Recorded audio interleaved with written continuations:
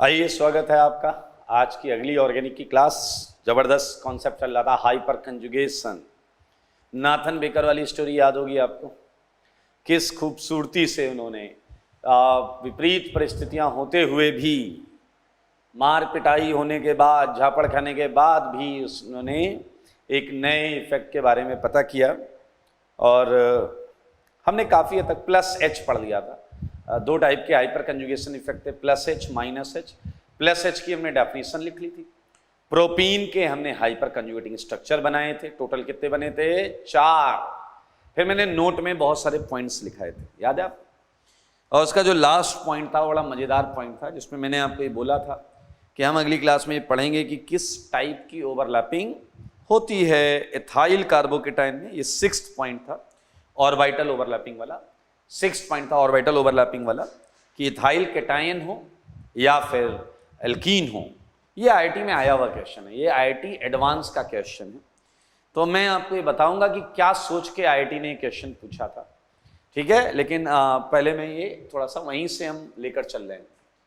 हम स्टार्ट कर रहे हैं बिल्कुल 6th पॉइंट से, जहां मैंने लिखा था ऑर्बिटल ओवरलैपिंग से during H effect, during H effect in. अब ए पॉइंट था इथाइल कार्बोकेटायन, इथाइल कार्बोकेटायन। तो मैं बिल्कुल इसे बताऊंगा, आप बिल्कुल टेंशन नहीं लें, पिछली क्लास में यहीं पर हमने छोड़ा था। तो व्हाट इज इथाइल कार्बोकेटायन? तो CH3 CH2 प्लस, ठीक है। एंड एक पार्ट था propene. Okay, so no issue with that. हम ये अभी करेंगे, हम ये अभी करेंगे, टेंशन नहीं लेना है, ठीक है ना? ओके तो इसे हम 5 मिनट के लिए होल्ड करेंगे, रिलैक्स रिलैक्स वाले पोजीशन पे छोड़ देंगे। और एक दो चीजें मुझे बता दो, फिर हम ये कर लेंगे, ठीक है ना? अभी हम इसके बाद और भी पॉइंट्स करने वाले हैं। 6th पॉइंट है, इसके बाद हम 7th पॉइंट भी करेंगे, ठीक है ना? आइए, छोटा सा एक एग्जाम्पल मैं आपसे पूछना चाह रहा हूं। वो एग्जाम्पल आप देखिए, like look at toluene. Toluene, मेरे भाई टॉलुइन ये। और अगर आपको याद हो, ये उनमें से एक कंपाउंड है जो नाथन बेकर लेकर गए थे लेबोरेटरी के अंदर, याद है? ए यही था, पहले वाला कंपाउंड यही था। इसमें हाइपर कंजुगेशन होगा? अरे यार होगा, क्यों नहीं होगा? इसमें तो 3 अल्फा एच, 3 बेंजाइलिक एच। तो आइए मैं इसके कुछ हाइपर कंजुगेटिंग स्ट्रक्चर बनाऊं। ये प्लस एच कर रहा है, ये प्लस एच कर रहा है, तो मैं इसके कुछ हाइपर कंजुगेटिंग स्ट्रक्चर थोड़े से आपके सामने बनाता हूं। और आपको अगर याद हो तो प्लस एच बनाते समय हम नो बॉन्ड रेजोनेंस वाला कॉन्सेप्ट करते थे, क्योंकि पाई इलेक्ट्रॉन डेंसिटी जो है उसमें सिग्मा इलेक्ट्रॉन डेंसिटी जा रही है। अब एक सिग्मा बॉन्ड की इलेक्ट्रॉन डेंसिटी जाएगी तो अब बॉन्ड पार्शियल रह जाएगी।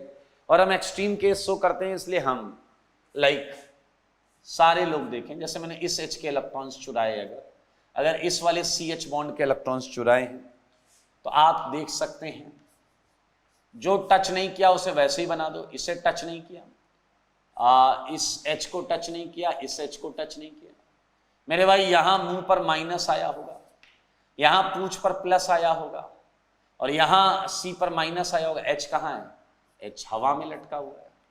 और यहां डबल आ जाएगा, क्योंकि यहां माइनस यहां प्लस, ये डबल आ जाएगा। देखो, ये देखो, देख लो आप सारे दोस्त। अब बताओ, ये माइनस जो है डेफिनेटली अब ये रेजोनेंस फिनोमेना के तरीके से आपको दिखेगा। और बताइए कहां? अब आपने क्या क्या टच नहीं किया? ये टच नहीं किया, ये H यहां, ये H यहां, ये H प्लस यहां, डबल डबल, ये माइनस यहां। अब देखिए ये माइनस इसे इस तरीके से रिपेल करेगा, देखते रहना, वो भी बोर्ड पर। ये minus, double double double, CH और ये H प्लस। और अगर आप देख पा रहे हैं तो ये माइनस वापस इसके साथ रेजोनेंस कर सकता है। हाइपर कंजुगेशन को एक टाइप समझी जा सकती है रेजोनेंस की, लेकिन आईआईटी में आप हाइपर कंजुगेशन को इससे इंटैक्ट रखें, अलग रखें। मेरे भाई अब क्या बनेगा? अब देखें, CH बनेगा और बॉन्ड ये आ जाएगी। क्लियर? तो अगर आपके पास बुद्धि नाम की चीज है और मैं आपसे पूछूं टोटल कितने स्ट्रक्चर्स बनेंगे, तो टोटल स्ट्रक्चर्स कितने बनेंगे, कोई बता सकता है? टोटल स्ट्रक्चर्स इस तरीके से कितने बनेंगे, गेस करो। अभी 3 H हैं, 3 में से एक ही H का आपने इन्वॉल्वमेंट किया है, अभी 2 H के और कर सकते हैं। यहां पर वो फॉर्मूला नहीं लगा सकते जो मैंने पढ़ाया था 1 + n-alpha-H। 1 + n-alpha-H तभी लगेगा जब कंपाउंड में केवल हाइपर कंजुगेशन होगा। मैंने पिछली क्लास में फॉर्मूला लगाया था पॉइंट नंबर 3 में। पॉइंट नंबर 3 में एक नोट का पॉइंट नंबर 3 जो था उसमें एक फॉर्मूला लिखाया, total number of hyper conjugating structure equal to 1 + n-alpha-H। वो यहां नहीं लगाना, यहां रेजोनेंस भी इन्वॉल्व है हाइपर कंजुगेशन के साथ। ये तो ऐसे ही कैलकुलेट करके बताओ, एक H को हमने इन्वॉल्व किया तो ये 5 बने, अभी बाकी 2 H और है। और अगर आपका दिमाग आपको 15 बोल रहा है तो आप छोटे मोटे लोग नहीं है, बहुत बड़े वाले मेरे भाई। फर्स्ट एंड लास्ट सेम रहेंगे। तो देखिए एक H से बने 3, ऐसे दूसरे H से बनेंगे 3, ऐसे ही तीसरे H से बनेंगे 3, तो हो गए 9 और ये 2 11, तो ये टोटल 11 बनेंगे। खैर मेरा मुद्दा ये 11 गिनाने का नहीं था, मेरा मुद्दा ये था कि प्लस H इफेक्ट ये लगा रहा है, ये प्लस H इफेक्ट लगा रहा है, और प्लस H इफेक्ट से इलेक्ट्रॉन कहां कहां बढ़े हैं ये आप देखें मेरे भाई। आर्थो पर बढ़ा है, पैरा पर बढ़ा है, आर्थो पर बढ़ा है, यानी कि वो लाइन आज भी सही है। क्या देने वाला देता है तो आर्थो पैरा पर देता है, और सिमिलरली लेने वाला लेता है तो आर्थो पैरा से ही लेता है। तो मेरे भाई एक पॉइंट जो हमें समझ में आया है वो हम यहां पर लिखते हैं, छोटा सा पॉइंट है कि plus H effect mainly increases electron density. बोलो किधर? एट ऑर्थो एंड पैरासाइट या पैरा पोजिशंस। ये देख सकते हैं। एक पॉइंट है जो हमने लिखा नहीं, बड़ा आश्चर्य का विषय है। अगर मैं आपसे पूछूं, मैंने बताया जरूर होगा आपके, condition for H effect. H effect के लिए कंडीशन मैंने पिछली क्लास में बताया है। इसमें मैंने साफ साफ बोला है कि मेरे भाई जरा ध्यान से देखें, कार्बन के पास p ऑर्बिटल होना चाहिए, ये कार्बन के पास p ऑर्बिटल होना चाहिए। सारे लोग देखो, बाजू वाला कार्बन sp3 होना चाहिए, sp3 होना चाहिए। बाजू वाले कार्बन पर एक H या उसके आइसोटोप, कम से कम एक H या D या T होना चाहिए। देख लें, ये है कंडीशन फॉर H इफेक्ट। मेरे ख्याल से बहुत आराम से समझ सकते हैं आप। अगर कहीं ये सेगमेंट दिखेगा तो आप H इफेक्ट चिल्ला कर बोल सकते हैं। ये इंपॉर्टेंट पॉइंट्स हैं सारे के सारे, इसलिए ध्यान दें। चलिए, तो कंडीशन फॉर H इफेक्ट पर मुझे एक क्वेश्चन बता दें, उसके बाद में आगे बढ़ूंगा। तो यहां मेरे भाई टोटल स्ट्रक्चर्स की अगर मैं बात करूं तो ये 11 आ रहे थे। आइए मैं एक छोटा सा और प्रश्न करूंगा इस एग्जाम्पल के बाद अगला एग्जाम्पल, ठीक है। Find out total number of intermediates या फिर compounds which can show H effect, या शो नहीं है, गलत है, which involve H phenomena या hyper conjugation phenomena, which involve hyper conjugation phenomena. आपको बताना है वो इंटरमीडिएट्स भी हो सकते हैं, वो कंपाउंड भी हो सकते हैं, केटायन में भी हो सकता है, रेडिकल भी हो सकता है, एल्कीन भी हो सकता है, कोई कंपाउंड भी हो सकता है जिसमें हाइपर कंजुगेशन फिनोमेना हो। सो लेट्स स्टार्ट इट विथ, मैं कुछ लिखता हूं यहां पर, आपके लिए कंडीशन सामने रखी हुई है। So you just have to apply this condition, okay. CH3 plus B, CH2 CH3 plus C। आप उल्टा करके भी लिख सकते हो, CH3 उधर CH2 उधर, कोई इशू नहीं है, ठीक है ना। आप लिख सकते हैं CH2 CH3 डॉट, ठीक है, एंड और लिख देता हूं मैं D, CH2CH3 माइनस, ठीक है, और ले लो आप ये कैटायन F, ये कैटायन G, ये कैटायन, ओके। सो ये क्वेश्चन है, तो बताइए ए करेगा क्या? ए करेगा क्या? कंडीशन से मैच करो। अरे आपके कंडीशन में 2 कार्बन तो चाहिए, क्या मजाक लगा रखा, 2 कार्बन चाहिए कम से कम 2 कार्बन चाहिए, तो ए नहीं करेगा, साफ दिख रहा है। ए हाइपर कंजूगेशन क्यों करेगा? नहीं करेगा। बी करेगा क्या? देखो एक कार्बन पर पी चाहिए, इधर है पी, बाजू वाला sp3 चाहिए, बाजू वाला है sp3, उस पे कम से कम एक H चाहिए, है 3 H है, ये करेगा। सी वाला देखते हैं, एक P चाहिए, देखो रेडिकल sp2 होता तो P आएगा इधर, बाजू में sp3 कार्बन चाहिए, देखो है बाजू में sp3, कम से कम एक H, अरे यार है भाई, है बिल्कुल है, ठीक है। चलिए ऐसे ही आप डी के बारे में सोचिए, डी के बारे में सोचो, डी के बारे में, और मुझे बताओ कि क्या डी करेगा, क्या डी हाइपर कंजुगेशन करेगा क्या? बोलो। नहीं कर सकता, नहीं कर सकता, पी ऑर्बिटल नहीं है इसमें पी ऑर्बिटल नहीं है। आपको याद हो ये भी sp3 है और CH3 भी sp3 है। मेरे भाई पी ऑर्बिटल नहीं है, इसलिए डी नहीं कर पाएगा। ई करेगा क्या? चलो मैच करो, कार्बन पर पी है क्या? बीच वाले कार्बन पे पी ऑर्बिटल होगा, बगल वाला कार्बन sp3 है, एक H, अरे 3 है दादा, उधर भी 3 है, तो ये आप कर लीजिएगा, ये सब आप घर से। लुक एट जी को देखो सारे लोग, पी ऑर्बिटल है, प्लस है तो पी होगा, बाजू वाला कार्बन sp3 है, उस पर H नहीं है, इस कार्बन पर H नहीं है, जस्ट बगल वाले कार्बन पर H होना चाहिए, इस वाले कार्बन पर H नहीं है, ये मिथाइल मिथाइल मिथाइल है, इसलिए G आपका हाइपर कंजुगेशन फिनोमेना नहीं शो करेगा, ठीक है। आसान है ये। मैं कुछ और क्वेश्चन लिखता हूं जो आप घर से करके लाएंगे, यही लिख दे रहा हूं, H, G के बाद H, I, J, K,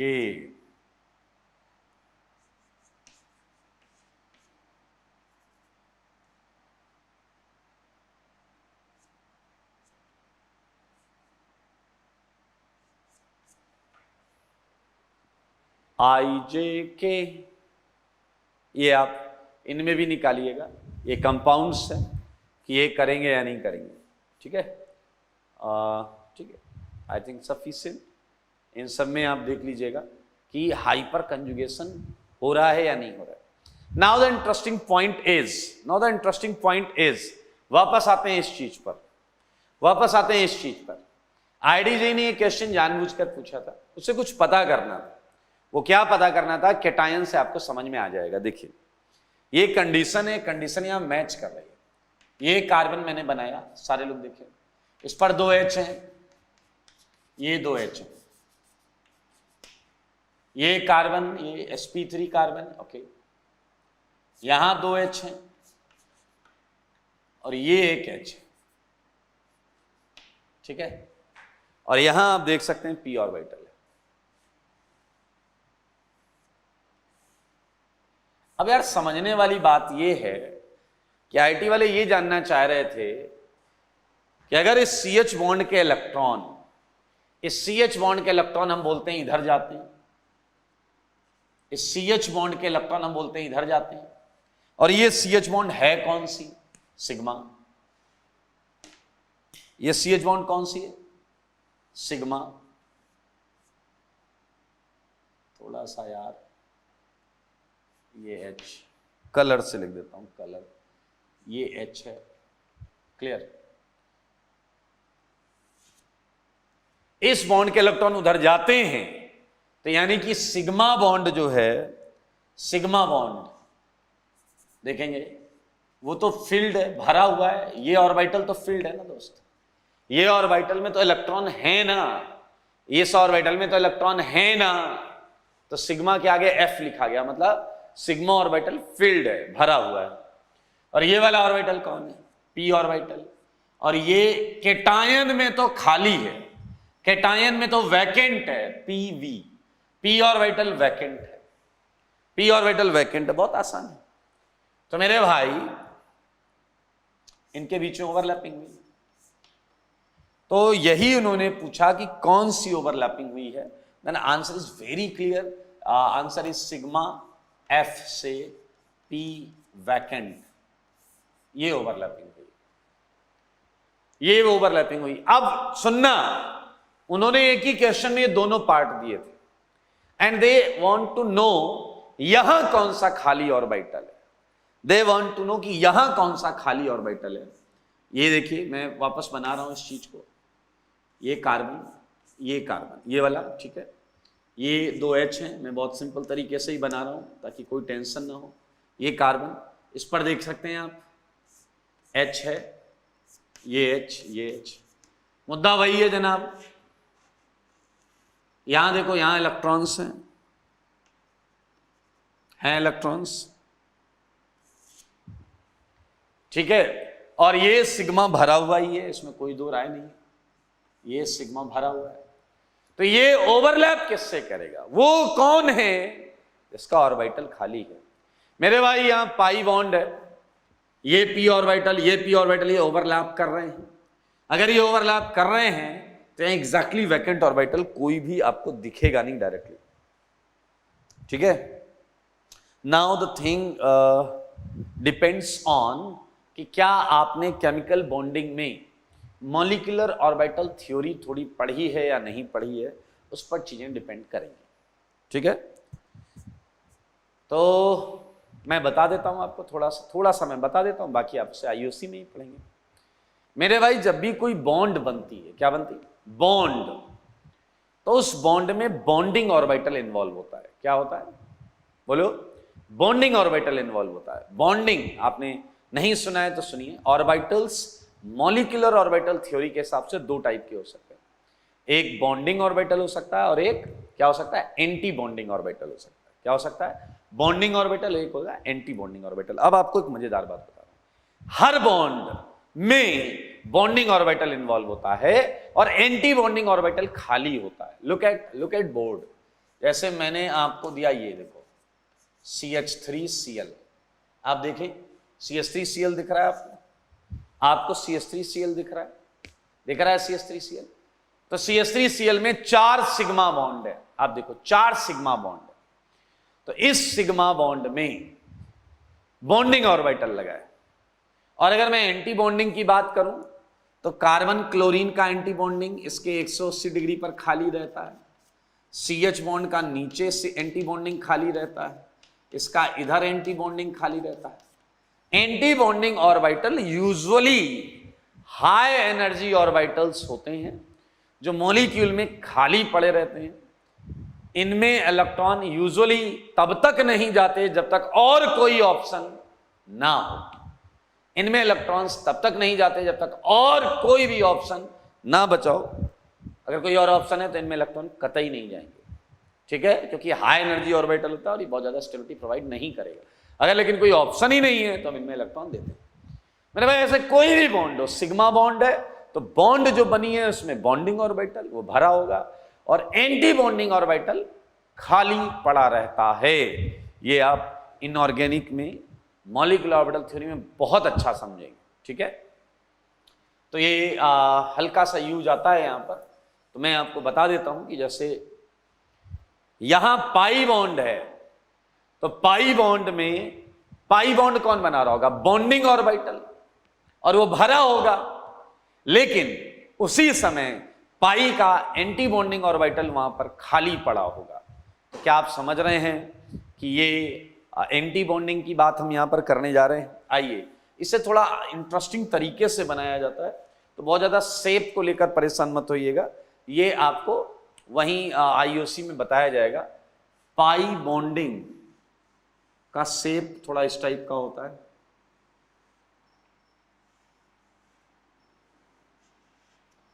ठीक है, और ये भरा हुआ होता है।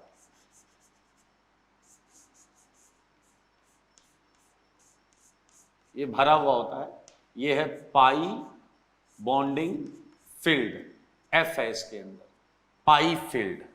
लेकिन ये भी देखिए, इस समय ये होते हैं पाई एंटी बॉन्डिंग,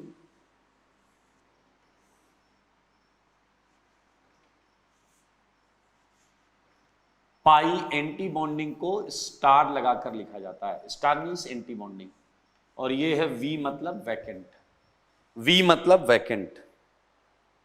तो मेरे भाई दरअसल ये ओवरलैपिंग होती है। तो किस टाइप की ओवरलैपिंग हुई है यहां? सिग्मा एफ और पाई स्टार वैकेंट, एल्कीन्स में इस टाइप की ओवरलैपिंग होती। तो ये क्वेश्चन आईआईटी में आया, और आपको जानकर आश्चर्य होगा, ये क्वेश्चन हर एवरेज और अच्छे बच्चे का सही ही था। इसका क्रेडिट जाता है, उन्होंने इस क्वेश्चन में ऑप्शन इतने गंदे रखे थे, इतने गंदे ऑप्शन कि आप सोच नहीं सकते। बताऊं, सुनना क्या? अगर आपको हाइपर कंजुगेशन आता है तो आपको यह तो पता होगा ना कि सिग्मा फील्ड ही होगा, ये तो पता होगा ना, सिग्मा फील्ड ही होगा। हाँ, और दूसरा जो भी होगा, दूसरा जो भी होगा वो खाली होगा। इतना तो क्लियर है ना दोस्त, इतना तो क्लियर होगा ना मेरे भाई। एक ही ऑप्शन था 4 ऑप्शन में, जिसमें सिग्मा भरा हुआ था और दूसरा जो भी था वो यही था, वो खाली था। बाकी ऐसे ऐसे ऑप्शन थे, sigma field, P field, field field का एक ओवरलैप करेंगे। एक में था सिग्मा वैकेंट पी फील्ड, मजाक चल रहा है क्या? सिग्मा कैसे वैकेंट? और एक ही ऑप्शन था जिसमें सिग्मा भरा हुआ था और उसके साथ में जो दूसरा ऑर्बिटल था वो खाली था। तो हर बच्चे का सही था ये। It's a important point.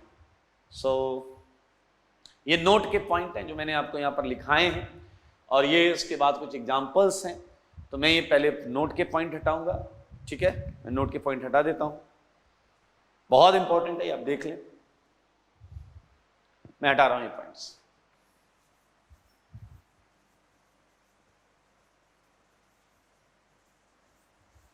Okay, now एक एग्जांपल हमने ये किया, एक एग्जांपल हमने आधा किया है, आधा आपके लिए होमवर्क है, ठीक है? इसमें कुछ और पार्ट भी जोड़ सकते हैं, HIJK L, ठीक है, M N, ठीक है, O,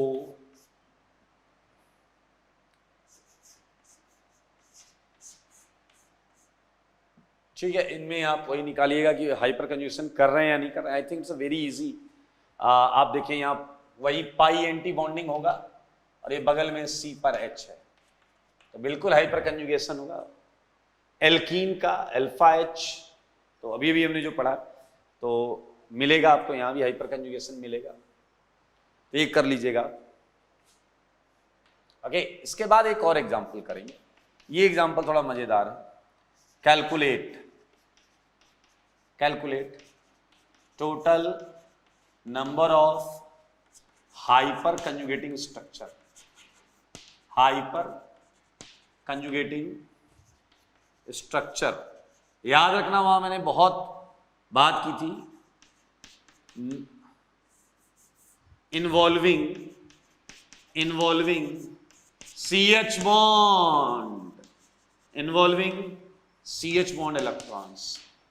मेरे भाई मैंने फॉर्मूला आपको जो लिखाया था total number of HS, note के 3rd पॉइंट में, उसमें मैंने लिखाया था पहले HS not involving CH bond plus HS involving CH bond. Not involving हमेशा 1 होता था और इन्वॉल्विंग हमेशा अल्फा हाइड्रोजन के बराबर होते थे। तो यहां पर आपसे वही पूछे गए हैं जिनमें इन्वॉल्व हो रहे हो CH बॉन्ड, यानी कि अल्फा H वाले केसेस पूछे गए। So let's start it with, बहुत आसान है। A part CH2 CH3 plus, B part बहुत आसान है दोस्त, सी पार्ट मर्सिडीज साइन दे देता हूं मैं आपको, ठीक है, डी पार्ट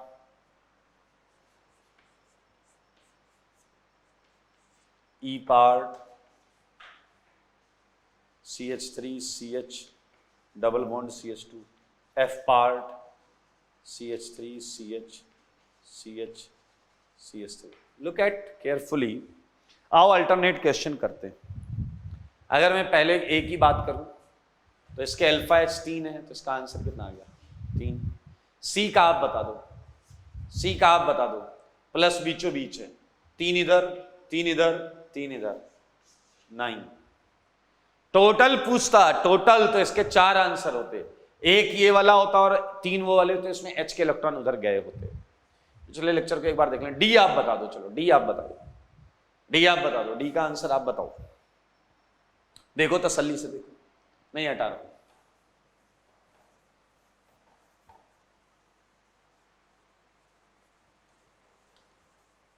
बताओ डी। हाँ, अल्फा एच ही तो गिनने हैं, 3 1 2 6। ये IIT JEE एडवांस का क्वेश्चन है, ये IIT JEE एडवांस का इंटीजर टाइप का क्वेश्चन, ये आया हुआ है भाई, IIT JEE advance integer type question, देख लो। ओके, तो गया EF, कुछ और पार्ट ले लेते हैं, G। याद रखना पूरे H के, पूरे उसके पीछे मत भागना कि कितने H हैं, हमें केवल अल्फा H चाहिए, यहाँ के और यहाँ के, उसके आगे के नहीं चाहिए, ठीक है। तो ये आराम से कर लेंगे यार।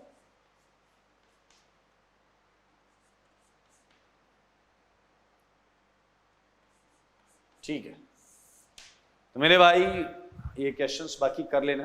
D के 6 हो गए, और E के कितने होंगे बताओ। E के 3 ही हैं, तो 3 आंसर हो गया। ठीक है, ऐसे कर लीजिए, बहुत आसान है यार, चालू होने से पहले ही खत्म हो गया। We had finished plus H effect completely with each and every point. Now the question is minus H effect. हमने plus H effect पढ़ा, minus H effect पढ़ा, पढ़ने जा रहे हैं। अब पहले आप लोग सच सुन लो माइनस H effect का, माइनस H effect का सच सुन लो, सच। आज तक माइनस H effect केवल एक कंपाउंड में दिखा है, केवल एक कंपाउंड, और किसी भी कंपाउंड में माइनस H effect की आपको बात भी नहीं करनी। अब आपको मैं ये भी बताऊं कि कैसे दिखता होगा ये इफेक्ट। तो आपको याद है मैं कंटेनर में कंपाउंड को बंद कर देता था, इलेक्ट्रोफाइल को भेज देता था। मेरे भाई आज तक केवल CCl3 ग्रुप है, कौन सा, CCl3 ग्रुप, जिसकी वजह से पाई इलेक्ट्रॉन्स डिक्रीज होते हुए लगते हैं, तो उसी को माइनस H इफेक्ट में लिया गया है। पहली बात तो डेफिनेशन आपकी फिक्स है, याद करो, C यहां सिग्मा बॉन्ड है, इस बार ये सिग्मा बॉन्ड Cl होगी, और इसकी वजह से पाई इलेक्ट्रॉन डेंसिटी टूवर्ड्स, पहले अवे अब टूवर्ड्स। जो हमने प्लस H की डेफिनेशन लिखी उसमें आपको क्या क्या करना है, अवे की जगह टूवर्ड्स करना है, CH की जगह CCl करना है, और प्लस H की जगह माइनस H, डेफिनेशन में इतना करना है। तो समझ लें आप, बहुत आसान है, बहुत ही सिंपल है।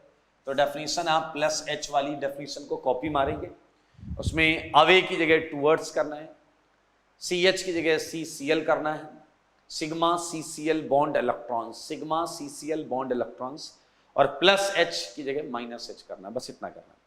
तो यहां मैं नोट में कुछ बातें लिख देता हूं, note like observe only in CCl3, observe only in CCl3 group. Okay, CCl3 group में देखा गया when it is attached, जब CCl3 किसी कंजुगेटेड सिस्टम से जुड़ा है, attached with pi electron density या pi electron system, pi electron system से लगा है, तो केवल CCl3 में ही माइनस H इफेक्ट देखने को मिला है।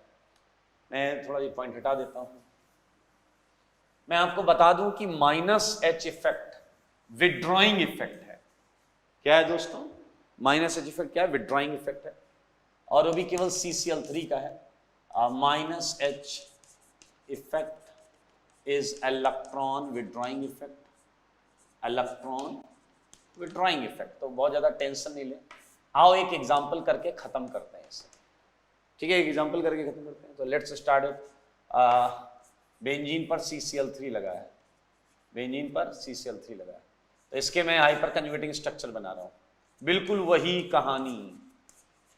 कहानी मेरे भाई। इसके अंदर इलेक्ट्रॉन डेंसिटी एक्सपेरिमेंट के दौरान इतनी कम, ध्यान से सुनना मैं क्या बोल रहा हूं।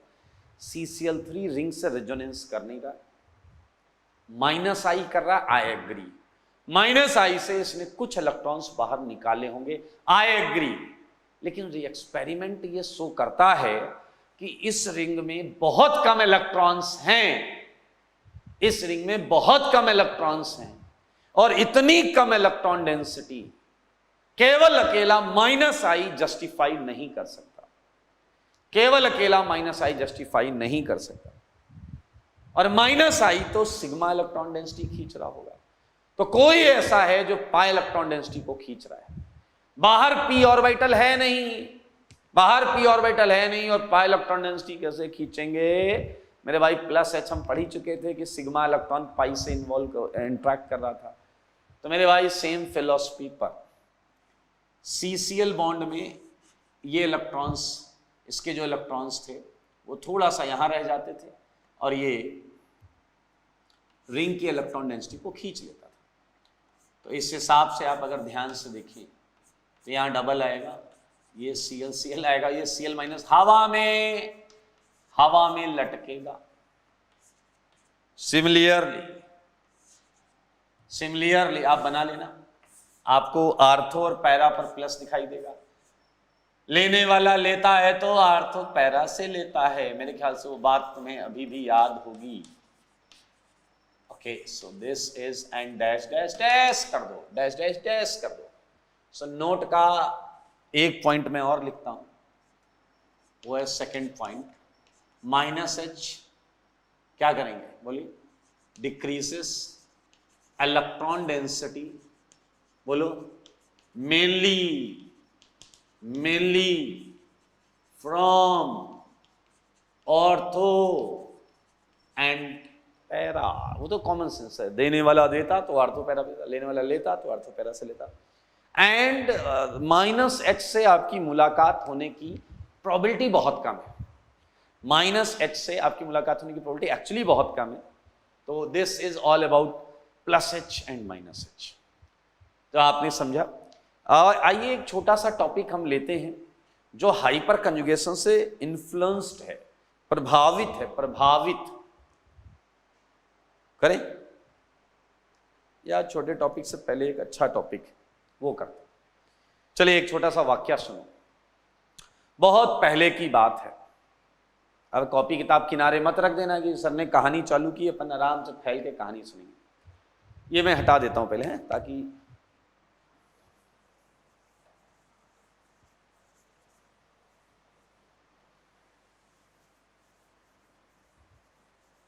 हाँ सारे लोग ध्यान से सुनो। बहुत पहले की बात है, एक साइंटिस्ट हुआ करता था जिसका नाम था बेयर्स,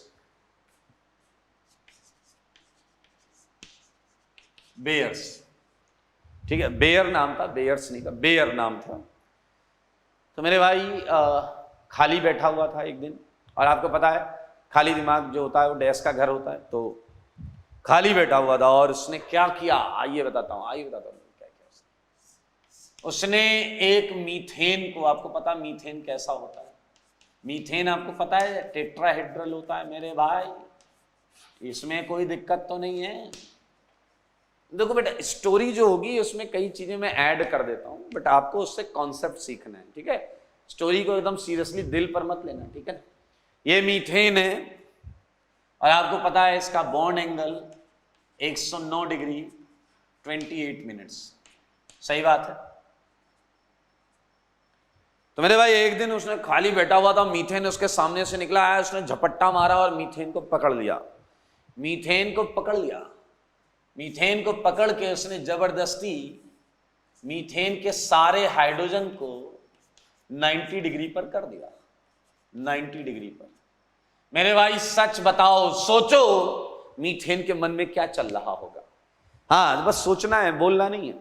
मीथेन के मन में बेयर के लिए डैश डैश चल रहा होगा, एकदम चुनिंदा क्वालिटी के डैश डैश चल रहे होंगे, क्योंकि मीथेन 90 डिग्री पर स्टेबल नहीं होगा। उसके बॉन्ड पेयर 109 पर रह सकते हैं, तो पास ले जाओगे तो रिपल्सन लगेगा। So this geometry is not logical, this geometry is hypothetical. बस उसने ऐसे पकड़ा, ऐसे जबरदस्ती चारों एच को 90 पर किया और फिर छोड़ दिया। आप बताओ, क्या वो जब इसने छोड़ेगा तो क्या वो यहां भागकर कूद कर आ जाएंगे या नहीं आ जाएंगे? सारे बोलो, कूद कर इधर आएंगे या नहीं आएंगे? बोलो बोलो बोलो। अरे यार, तुम्हारा हाथ कोई ऐंठ दे 125 डिग्री तो तुम्हें दर्द होगा, और जब वो हाथ छोड़ेगा तो क्या आपका हाथ 125 पे रहेगा? उसे घुमा के सीधा करोगे कि नहीं करोगे? ओके, सो ये कॉन्सेप्ट आपके सामने। वैसे आपको ऐसा तो नहीं लगता कि वाकई बेयर्स ने मीथेन को दबोच लिया था? ऐसा नहीं था, अरे मजाक है ये सब, तो कॉन्सेप्ट सीखो मेरे भाई। बेयर ने एक थ्योरी दी थी, तो मैं आपको बताने जा रहा हूं। Baeyer's strain angle theory. Baeyer ने स्ट्रेन एंगल को लेकर एक थ्योरी दी थी, और उसने क्या बोला था? For tetrahedral atom, for tetrahedral, ये टेट्राहेड्रल है sp3, ठीक है, atom maximum stability for tetrahedral atom. थोड़ा सा और करेक्ट करते हैं यार, for maximum stability of a tetrahedral compound,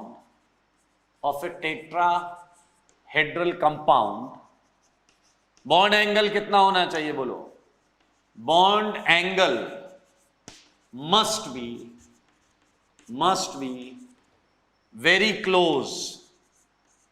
close to, अरे 109 एग्जैक्टली कर दो, कोई दिक्कत नहीं, 109.28 डिग्री। तो ये बहुत ऑब्वियस बात लग रही होगी, हाँ ये तो ऑब्वियस सी बात है, अगर टेट्राहेड्रल है तो एंगल 109 के आसपास रखो। बिल्कुल सही। लेकिन मेरे भाई, उसकी खुद की नजर कुछ कंपाउंड्स पर पड़ी तो वो बेकरार हो गया। देखें जरा, फॉर साइक्लोएल्केन्स, मेरे भाई ये बात तब की हो रही है जब ज्यादा चीजें पता नहीं थी, जब बहुत ज्यादा चीजें डिस्कवर नहीं हुई थी, तब की बात हम कर रहे हैं। तुम आज के दिमाग से सोचोगे तो ऑब्वियस बातें लगेंगी। For cycloalkanes, cyclopropane, cyclobutane, cyclopentane, cyclohexane. Baeyer जब ये काम कर रहा था तब तक साइक्लोएल्केन्स को प्लेनर माना जाता था। क्या माना जाता था? बोलो, प्लेनर माना जाता था। तो अकॉर्डिंग टू बेयर, ये मैं ब्रैकेट में लिख रहा हूं, according to Baeyer's cycloalkanes are planar. ये मैंने ऐसे ही लिख दिया, साइक्लोएल्केन्स आर प्लेनर। ये बेयर के टाइम पर प्रचलित था, फेमस था, लोग मानते थे, ठीक है। आइए अब देखिए उसकी बेकरारी क्यों बढ़ी। ये 3 की रिंग, ये 4 की रिंग, ये 5 की रिंग और ये 6 की रिंग। अगर ये प्लेनर डायग्राम्स हैं तो you can think about internal angles 60 degree, 90 degree, 108 degree, 120 degree.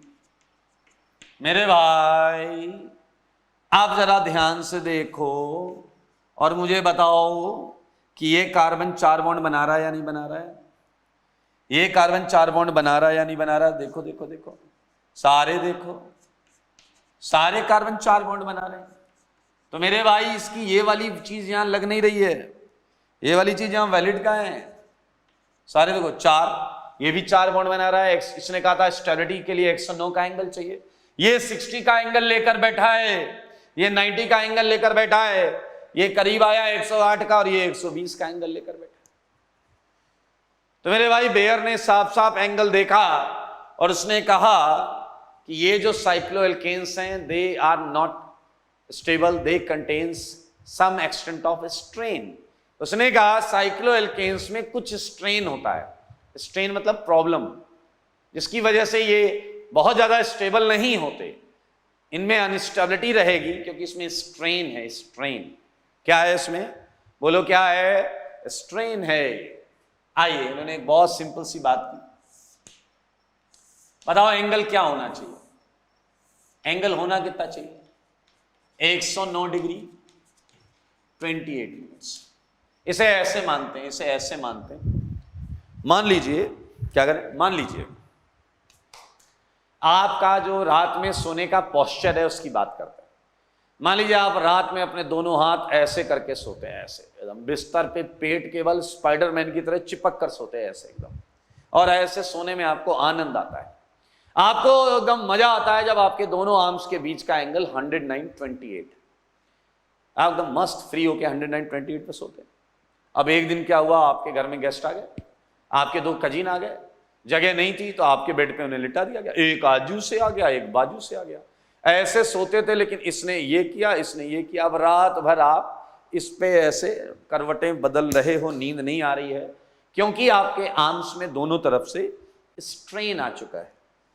तो मेरे भाई देखिए, ये एंगल इतना है, लेकिन इधर से मैंने माना ये डेल्टा का स्ट्रेन है, इधर से भी मैंने माना डेल्टा का स्ट्रेन है, और रात भर आप इस अल्फा के एंगल पर थे, रात भर आप इस अल्फा के एंगल पर थे। तो मेरे भाई इनकी सिचुएशन कुछ ऐसी है या नहीं? तो बताइए रात भर आपकी टेंडेंसी क्या रहेगी?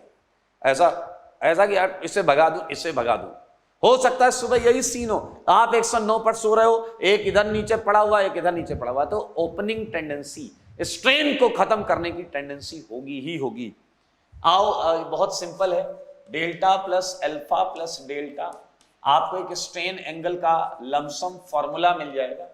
You can calculate delta, that would come half times 109.28 minus alpha. ये आप देखें स्ट्रेन आप हल्का सा कैलकुलेट कर सकते हैं। चलिए इन रिंग में हम स्ट्रेन कैलकुलेट करते हैं, करें। So for alpha equal to 60, alpha equal to 90, alpha equal to 108 and alpha equal to 120।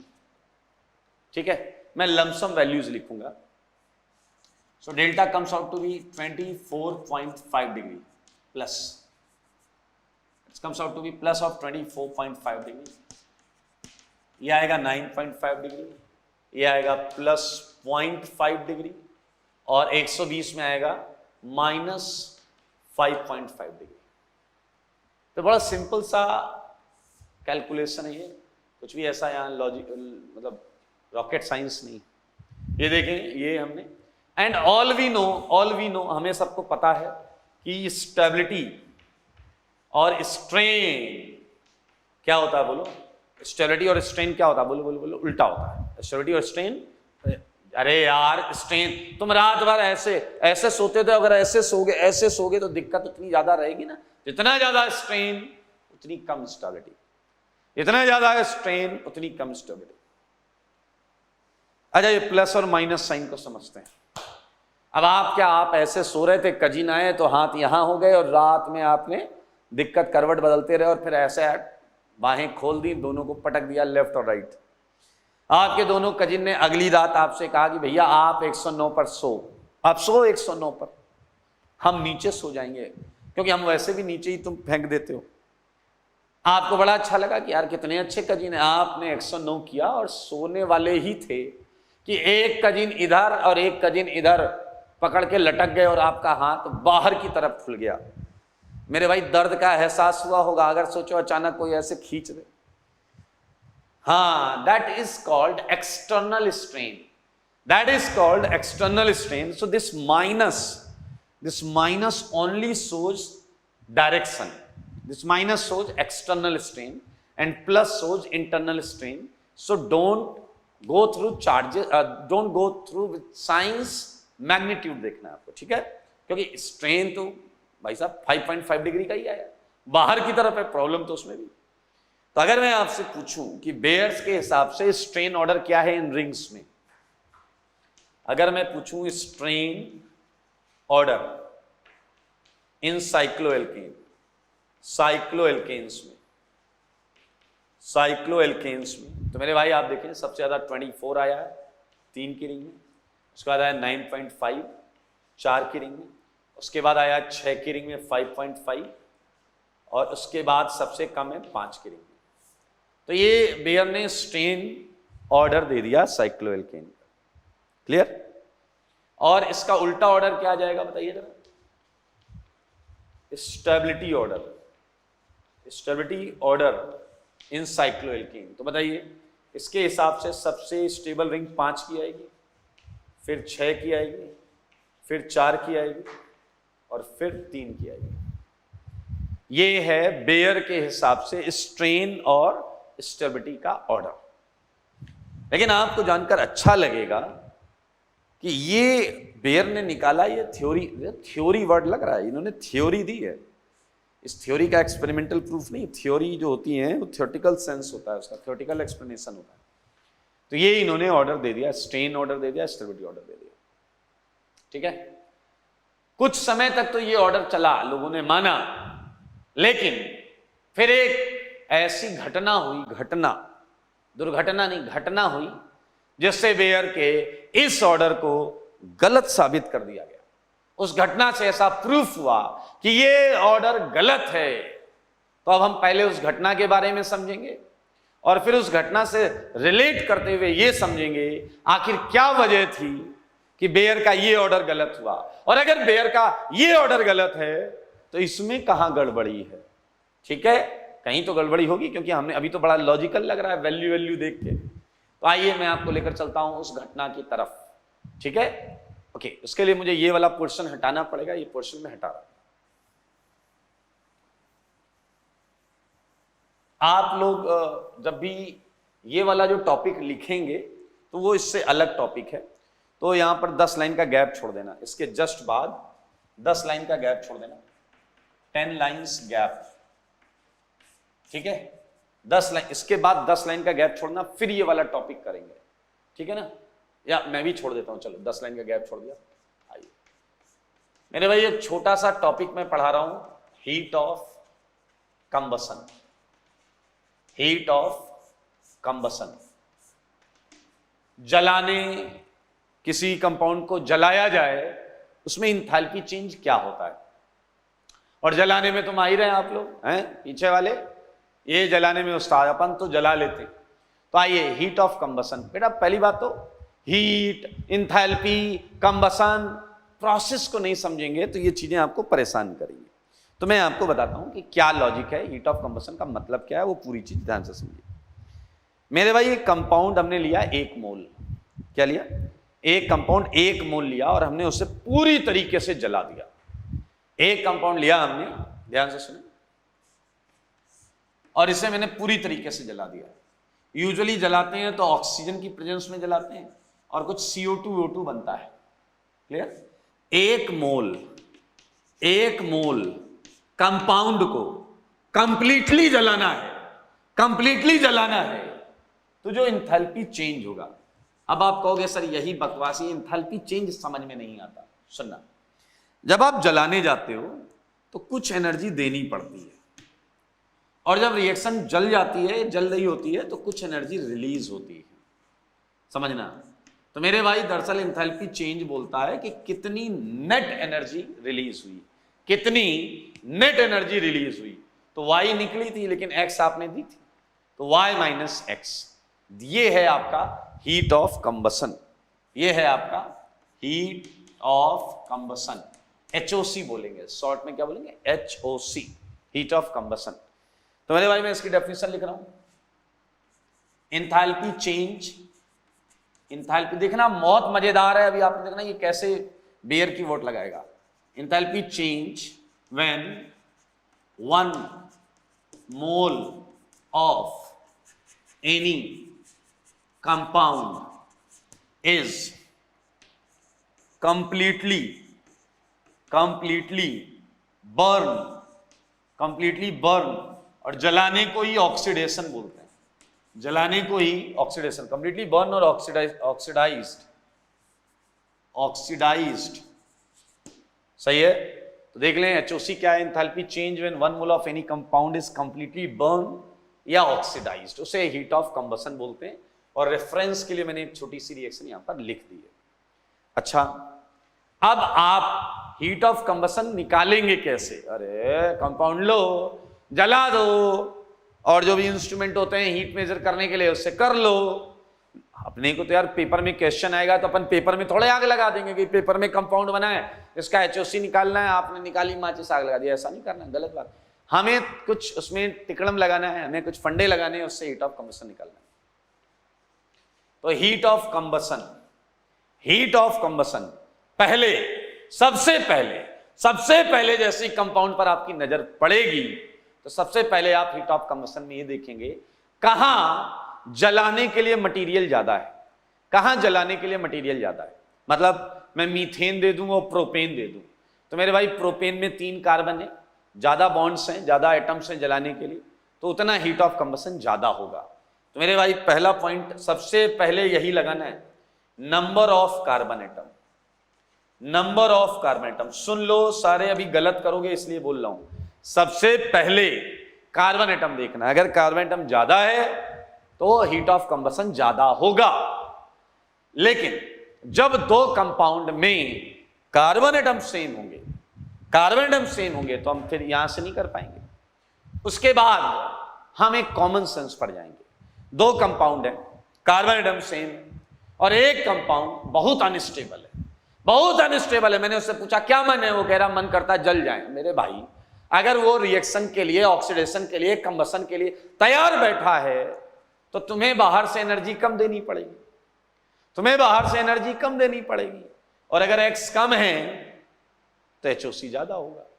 तो कितना सिंपल है दोस्त, HOC 1 upon stability, HOC 1 upon stability. देख लो देख लो देख लो, या फिर बोलो स्ट्रेन के डायरेक्टली प्रोपोर्शनल है, स्ट्रेन के डायरेक्टली प्रोपोर्शनल है।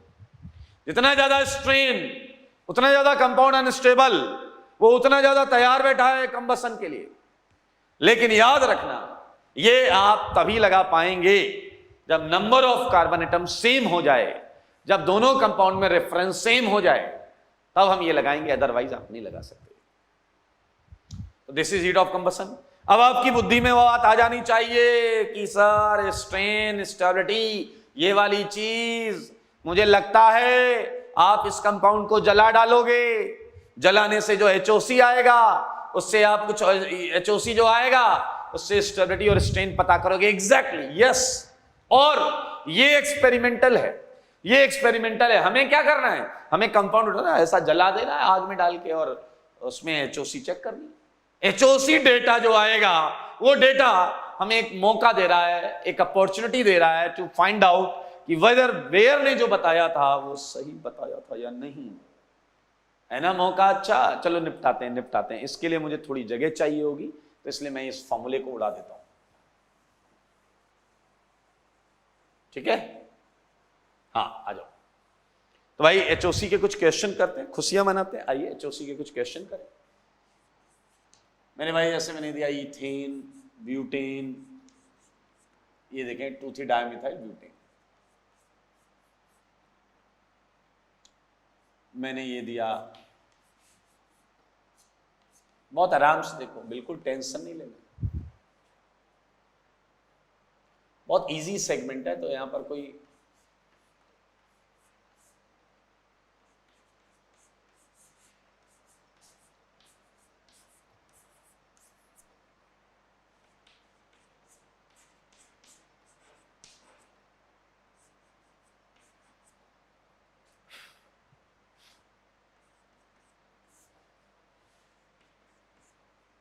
देखते रहो देखते रहो देखते रहो। मैं थोड़ा सा एक लाइन और उड़ा रहा हूं। स्टेबिलिटी स्ट्रेंथ तो पता ही है ना यार, उधर भी लिखा हुआ है। 8 क्वेश्चन मैंने आपको HOC के दिए।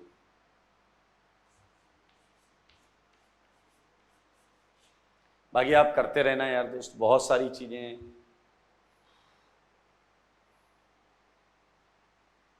और ले लो यार, अब ले ही रहे हो तो 9th ऐसे ही कुछ याद आ रहा है।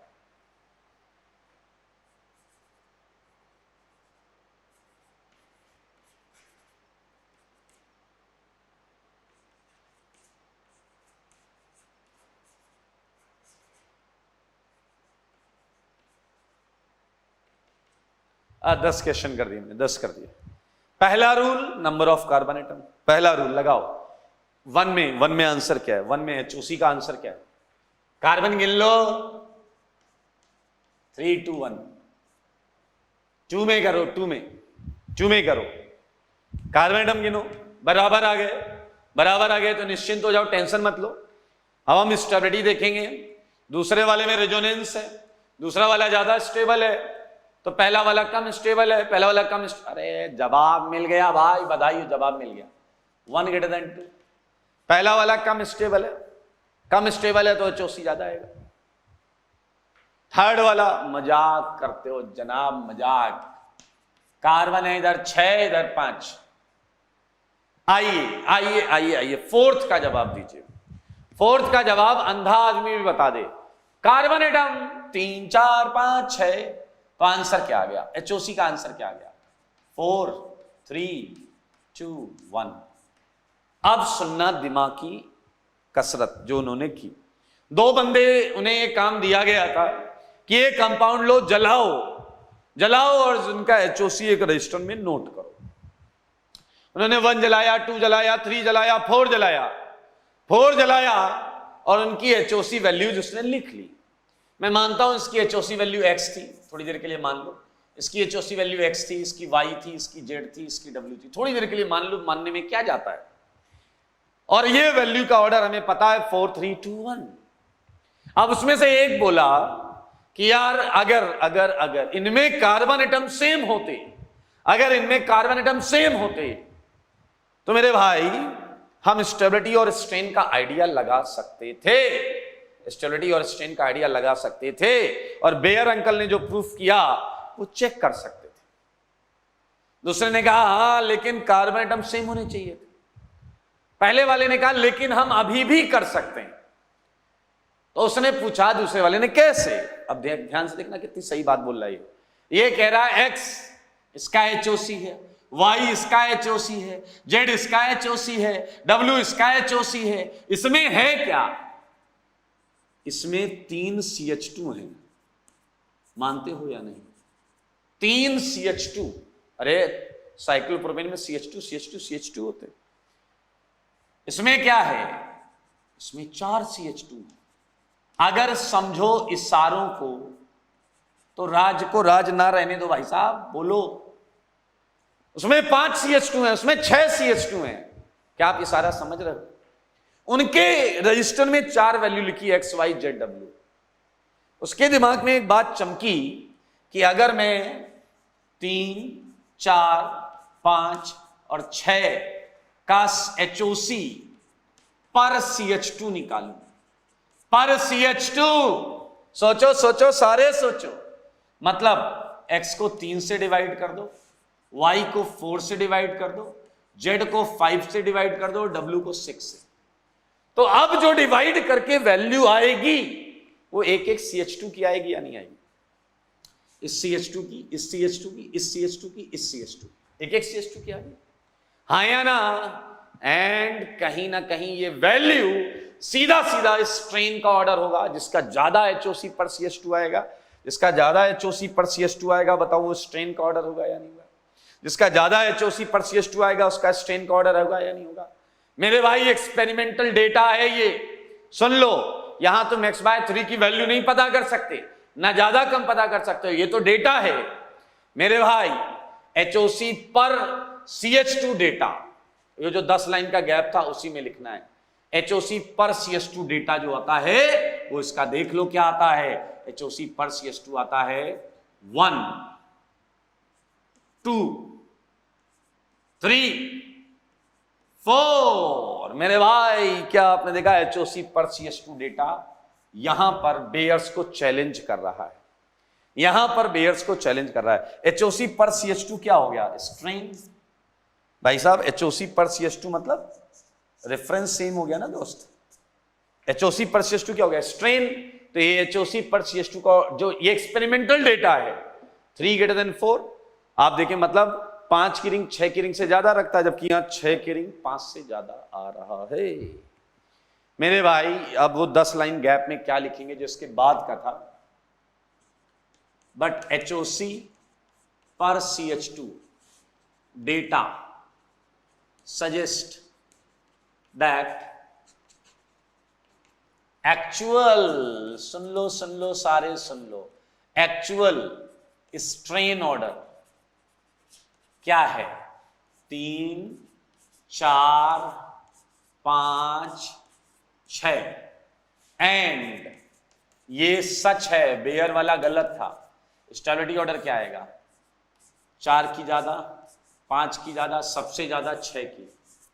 अब मुद्दा ये आता है कि बेयर गलत कहां था? बेयर गलत कहां था? बेयर मेरे भाई उस जगह पर गलत था जहां उसने माना कि वो प्लेनर साइक्लोएल्केन्स है। मेरे भाई ये पहली बार यहां प्रूफ हुआ कि साइक्लोएल्केन्स प्लेनर हो ही नहीं सकते, क्योंकि अगर साइक्लोएल्केन्स प्लेनर हैं तो फिर बेयर सही था। लेकिन बेयर का थ्योरेटिकल ऑर्डर है, ये एक्सपेरिमेंटल ऑर्डर है जो ये प्रूफ करता है, which proves that cycloalkanes are not planar. Cycloalkanes are not planar. मेरे भाई इसमें साइक्लोप्रोपेन को छोड़ देना बस, एक्सेप्ट साइक्लोप्रोपेन, क्योंकि आपको पता है ट्राइंगल यूनिवर्सली प्लेनर होता है। आपको पता है ट्राइंगल यूनिवर्सली प्लेनर होता है, इसलिए ओके। तो एक मैं बता देता हूं, जो आगे चलकर एक चैप्टर है आपका कन्फर्मेशनल आइसोमेरिज्म, उसमें पढ़ेंगे आप। आगे चलकर एक चैप्टर है, वहां आपको पता चलेगा मेरे भाई जो 6 की रिंग होती है, दरअसल ये ऐसा चेयर और बोट फॉर्म में होती है, ये नॉन प्लेनर होता है। अब आप कहोगे नॉन प्लेनर होकर क्या होता है? मेरे भाई याद करो, प्लेनर जब बेयर ने माना था तो इसके अंदर का एंगल 120 माना था नहीं माना था? आप आगे चलकर ये सीखेंगे कि इनके अंदर जो एंगल्स होते हैं वो सारे 109, 28 होते हैं।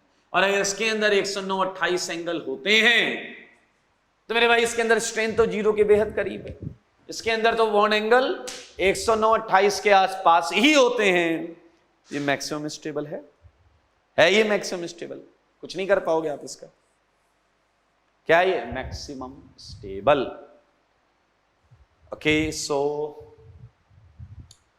We just finished Baeyer strain angle theory along with HOC, heat of combustion. Questions कर लेना 2, 3, 4। 7th में जो मैंने लाइन खींची है ये पर CH2 वाला है, ये HOC पर CH2। तो ये कॉपी के क्वेश्चन कर लेना। डेफिनेटली अगली क्लास से हम क्वेश्चन ही क्वेश्चन चालू करेंगे, और इन क्वेश्चंस के चालू होते ही हम सीट और बुक दोनों करेंगे, ठीक है? GOC अच्छा चैप्टर है, इसलिए थोड़ा तसल्ली से कर रहे हैं। और आप लोग में से मैंने देखा है, आप में से मैक्सिमम लोग जो डाउट्स पूछते हैं वो डाउट्स ऐसे होते हैं जिन्हें देख के लगता है कि आपने क्लास की बातों को सुना ही नहीं, ठीक है? तो फर्स्ट एक चीज़ ये कर लें कि पहले आप जब क्लास कर रहे हैं तो साथ में आप थ्योरी नोट्स बहुत अच्छे बनाएं, थ्योरी नोट्स बनाएं। और मैंने जो बातें बोली हैं वो आप पैराग्राफ में लिख सकते हैं, साइड में लाइन खींच के लिख सकते हैं, ताकि जब आपको आगे कोई इशू आए तो आप वो पॉइंट्स देखें, उससे चीज़ें आपको दिमाग में आ जाए। चलिए आज के लिए इतना ही, tata bye bye, take care.